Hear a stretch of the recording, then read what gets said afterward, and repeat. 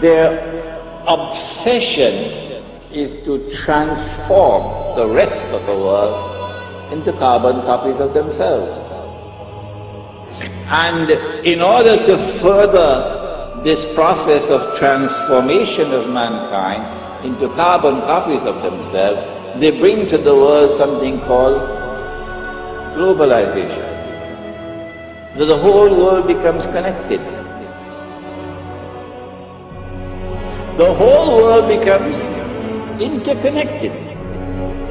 And as the world becomes interconnected, television is used as the master instrument for brainwashing the rest of mankind and causing mankind to become copycats of the West.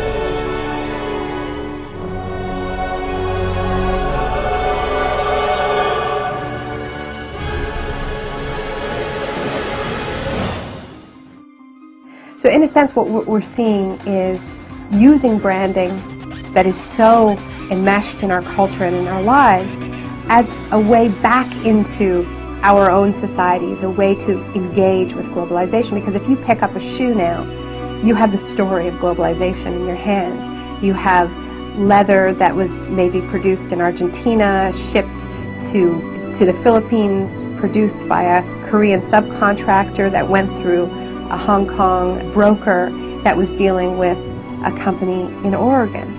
So you're looking at this thing, and if you can deconstruct it, if you can trace all the components through the global economy, and not only that, but find out how much that company that's selling you that shoe spent on advertising last year, and how much money they paid a superstar athlete to sponsor them, then you have the disparities of the global economy in miniature, the winners and the losers. What we've seen in the past 6 years is an explosion of brand-based investigative activism, where you have campaigners that have peeled or looked behind the brand, peeled away the facade to see how the goods are produced.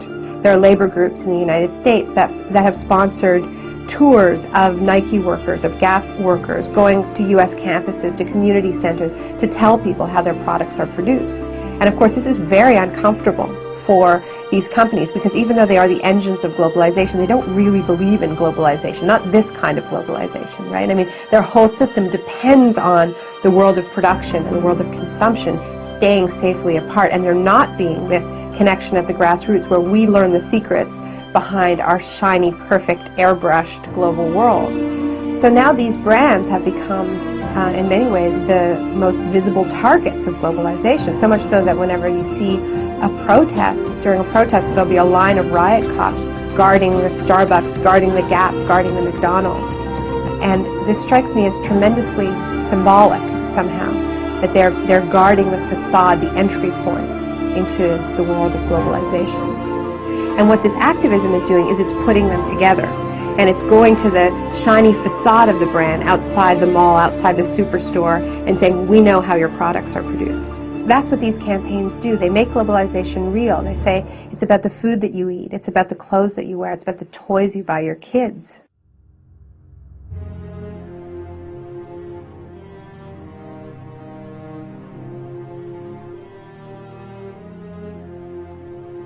Globalization is a system that ties in industries from around the world to be working for the same business interests.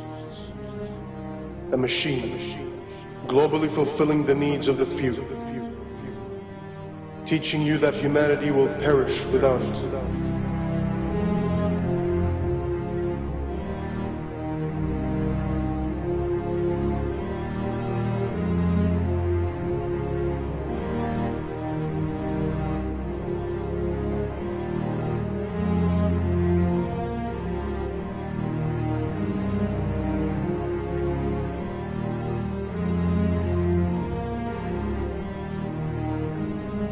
In a globalized world, corporations become living, breathing persons, a modern-day slave master.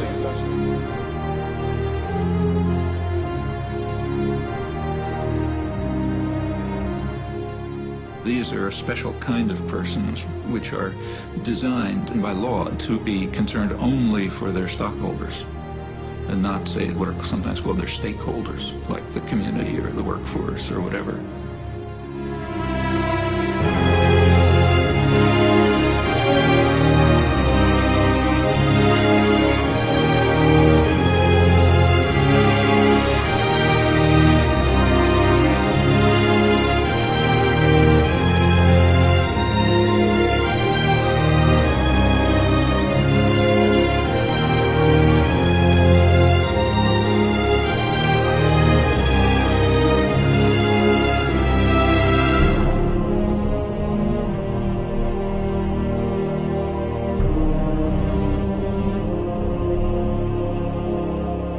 We are deceived into believing that without this system, we won't survive.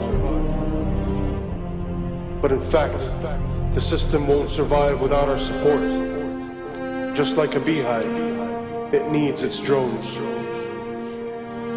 People who will never ask questions, people who will never step out of line, who will begin to need the prison they are in, depend on it, love it.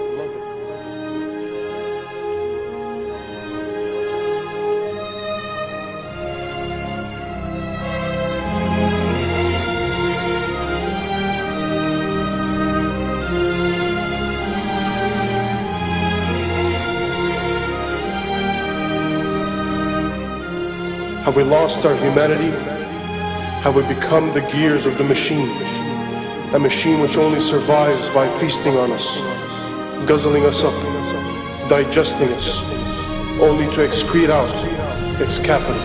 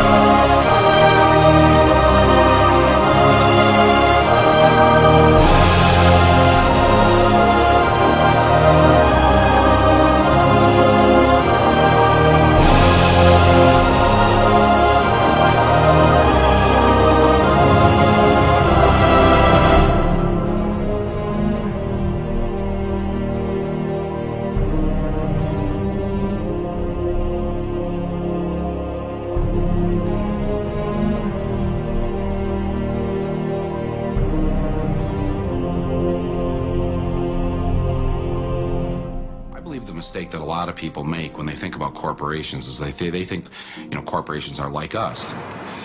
General Electric is a kind old man with lots of stories.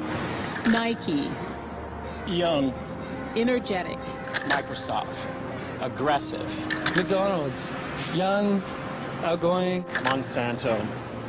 Immaculately dressed. Disney. Goofy. The Body Shop. Deceptive. They think they have feelings, they have politics, they have belief systems. They really only have one thing, the bottom line. How to make as much money as they can in any given quarter. That's it. Of course they make a profit, and it's a good thing. That's the incentive that makes capitalism work, to give us more of the things that we need.